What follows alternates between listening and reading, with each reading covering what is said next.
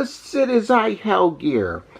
And some of you have been talking about Luna and her signer dragon, the ancient fairy dragon, as targets for getting deck upgrades in the upcoming Light Legendary Duelists booster pack that has been announced to drop in May.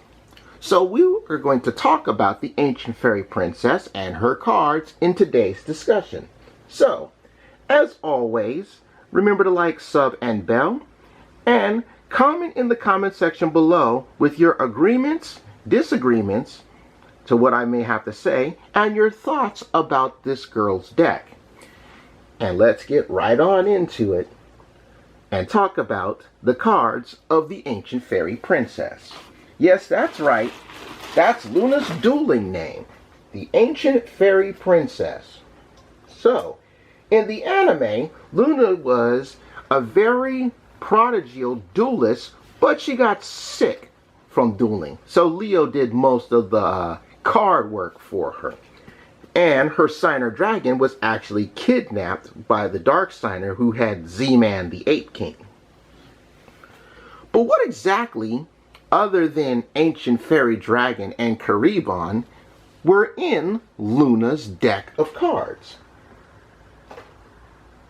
And 8 out of 10 duelists don't know what the hell she ran.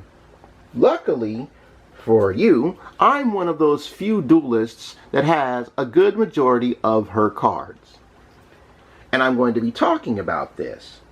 So, if you want to upgrade Luna's deck, you have to first know what exactly is in the main besides the cuddly Kuribon that you see there.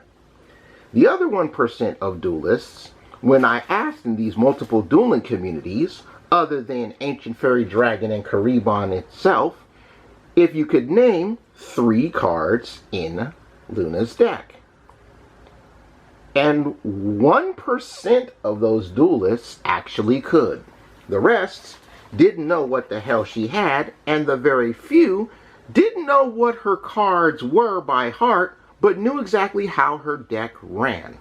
So with that being said, let's talk about more than just the ancient fairy dragon itself.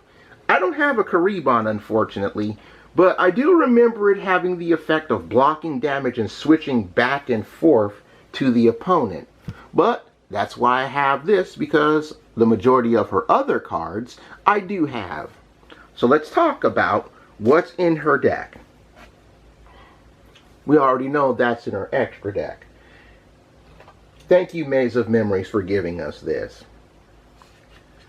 So first and foremost of the monsters in Luna's deck, there's Regulus. Once per turn, you can target 1 field spell in your graveyard and add it to your deck.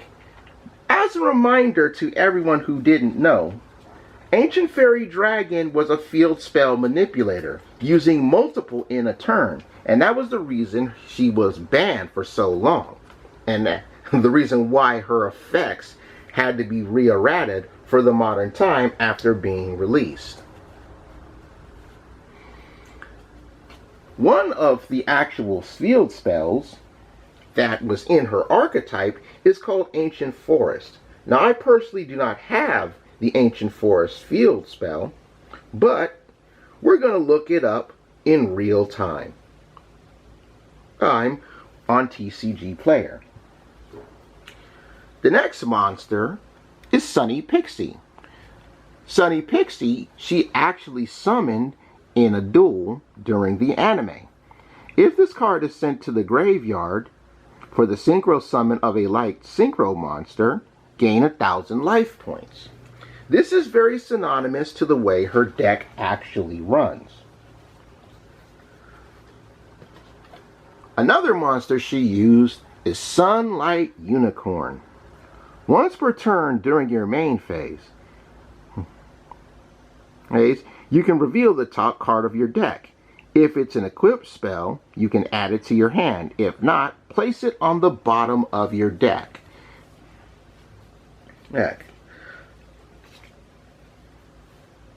Not really too useful if you ask me, because as I said before, the majority of the time you used Ancient Fairy Dragon, it was to manipulate field spells.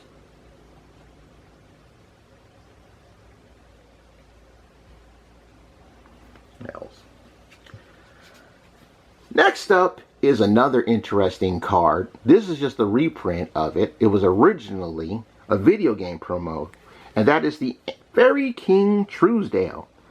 All of us back in the plant days would recycle this with Gigaplant. While in face-up defense position, all plant monsters you control gain 500 attack and defense. So it was a good plant buff on strengths. And alongside these monsters and the field spell, this is essentially the cards that most folks knew how to make. So in real time here on TCG Player, here is the Ancient Forest spell from the Ancient Prophecy. It was a super rare. When you activate this card, change any defense position monsters to face-up attack. Flip effects are not activated at this time. If a monster attacks, destroy it at the end of that turn's battle phase. So essentially, it's pretty gas cannony. We're looking at, oh, it recently got sales yesterday, $3, $3.30. So $3.30 for about a $4 card. And these are all of the listings. So not too valuable. One of the plants that she used is a level 2 tuner known as Nettles. If a face-up card would be destroyed, you can destroy one face-up plant monster you control instead. Rather synonymous to the rest of her monsters. But Fairy King Truesdale so far is the only plant in her arsenal.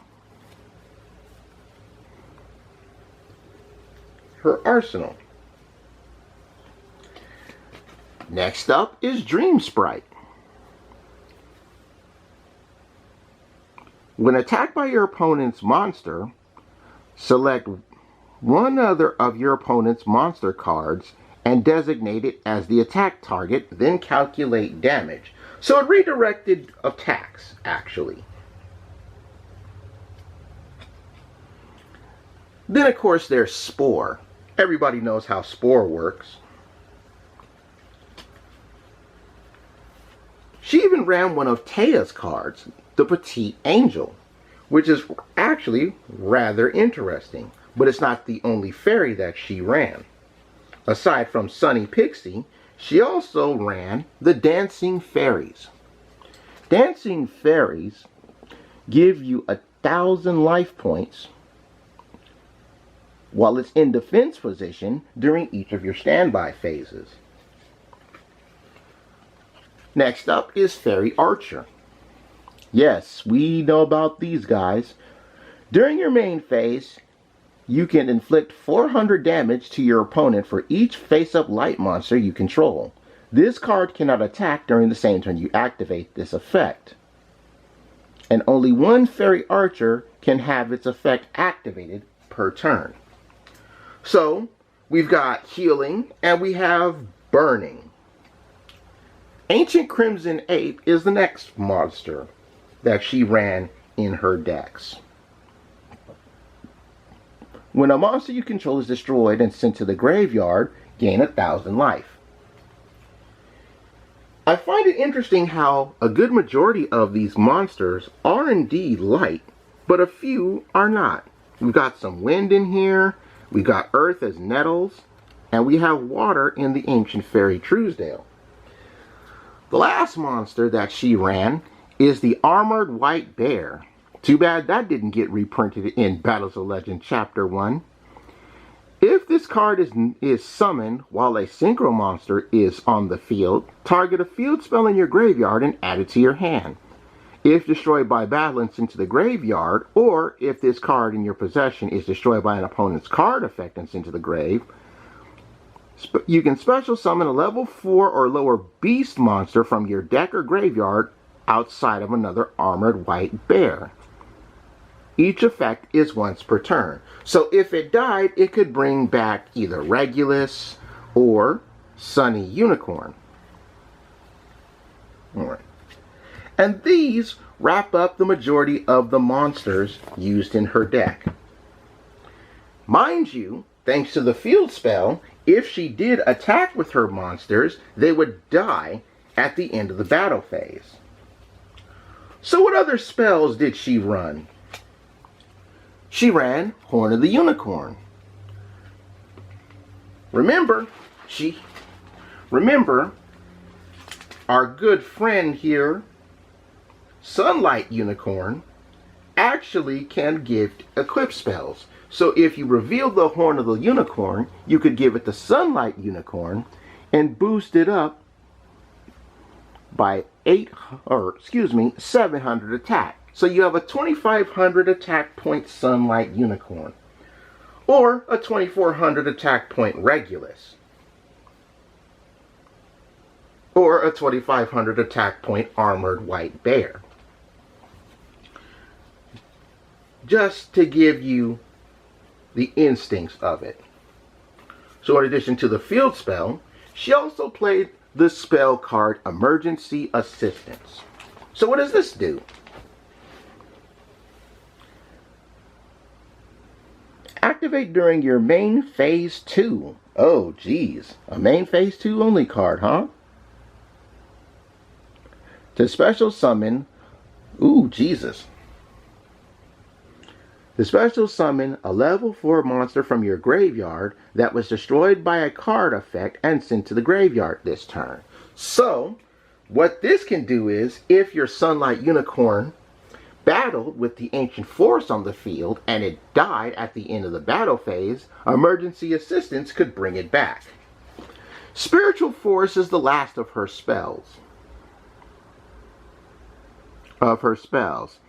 Each turn, the first face-up beast, warrior, or plant monster you control would be destroyed by battle. It is not. So, combined with the Ancient Forest and the Spiritual Forest, Luna's Sunlight Unicorn, Regulus, and Armored White Bear, as well as Nettles, and an attack position Fairy King Truesdale, could actually swing at the opponent without dying the first time. And that wraps up her spells. Now the traps are interesting because she used the old school Eye of Truth, a continuous trap card that revealed the player's hand. Yep, that's some caveman Yu-Gi-Oh right there. Another continuous trap that she used is Pixie Ring. If you control, oh Jesus, how many more does this say? Yes. If you control 2 or more attack position monsters, your opponent cannot select your monster with the lowest attack for an attack target. This gave your weaker monsters, like your Sunny Pixie, a little bit of protection, especially if your Sunlight Unicorn or your Armored White Bear were equipped with the Horn of the Unicorn and sitting at 2500 points. The last trap in her arsenal is Fairy Wind. It blows away all the back row cards and field spells and deals 300 burn damage to each player for each card destroyed. Alright, so essentially a two-sided heavy storm that burned both players. And this literally is the breakdown to Luna's cards. Ancient Fairy Dragon as well. Well, I'll just read it off because we all know how this is, but to those of us unfamiliar with the effect,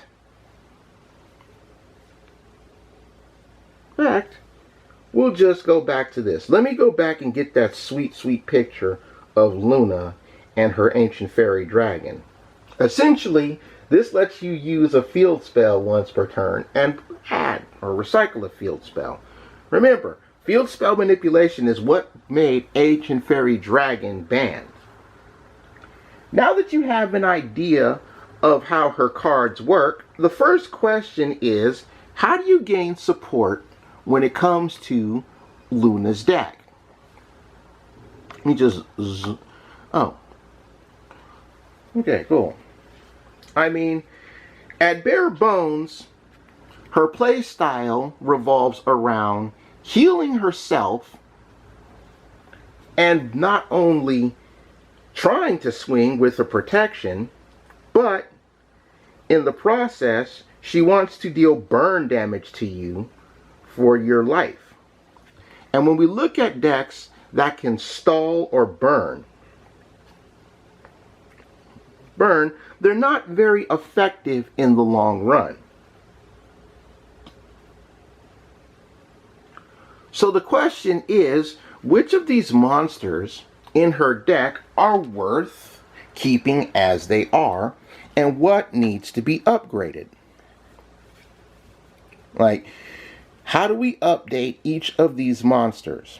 How do we give them new effects? Because at bare bones, this deck is all over the place. It's like, how do you even function? How does Luna deal with a setup like this? How do you deal with barely swinging at the opponent, and then, of course, stalling out for time while either dealing burn damage while healing your own life points? This is fine by time schedules, but when you have duels that are 35 minutes, 45-minute match rounds, burning someone out for the clock is just not feasibly possible.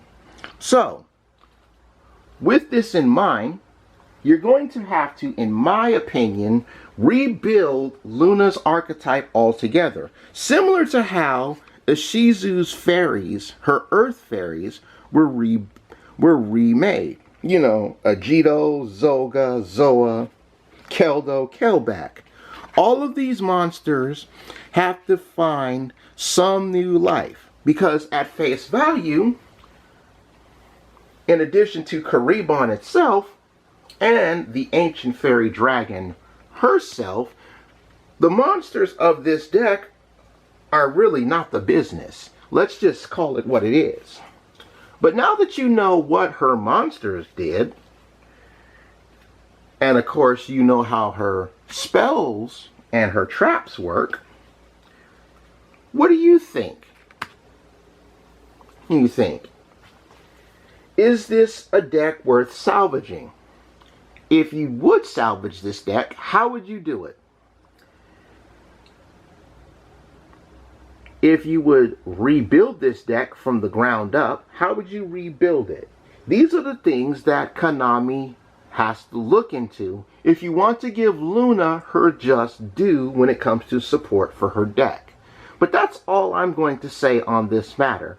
Remember to like, sub, and bell, and leave your thoughts in the comments section below.